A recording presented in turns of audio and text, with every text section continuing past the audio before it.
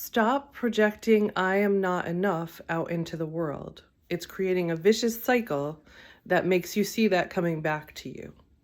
So when you say I am not enough to yourself, that is what you're going to see coming back to you from the world. I just did this last night.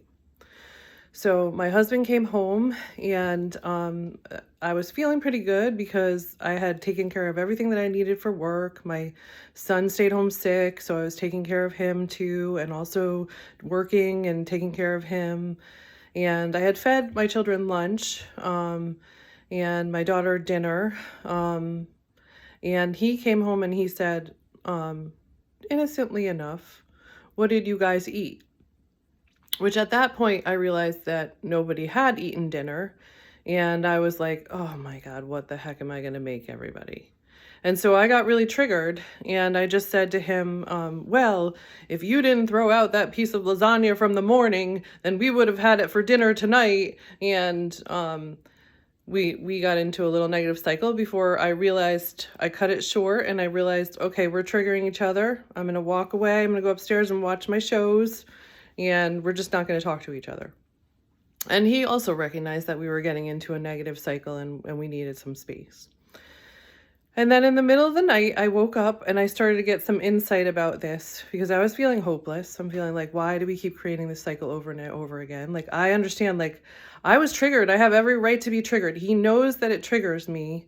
If he had been thinking about it, he would know that it triggers me when you talk about what the kids are eating for dinner, because it's always like 5 different meals that I have to make 3 different times a day. And I'm exaggerating a little bit, but it's just a lot. It's a lot to think about. It's a lot to meal plan. It's a lot. I know you women out there, or, some men too. I know you know what I'm talking about. I was like, of course I was right to feel triggered. So like, how do we break this cycle? And what came to me was, you're telling yourself that you're not enough. And when you tell yourself you're not enough, you get defensive. You act out like defensively. He was probably just coming home, excited to see you, wanting to join in because you always say you want to have family dinners together. He was probably like, okay, what are we going to eat together? And I talked to him this morning about that, and he's like, yeah. And I should have remembered that this triggers you. And I'm like, no, because this is what happens. So I have to tell myself I am enough right here, right now. And in this moment, if somebody wants to create with me, co-create with me, and they want something different, let's co-create it together.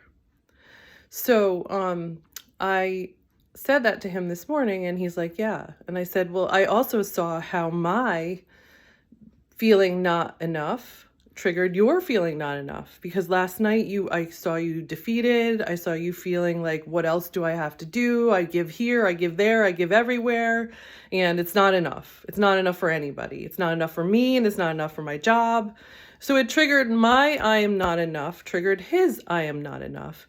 And this morning he started telling me, I do this, I do that, I do this. And I'm like, I know, you are enough.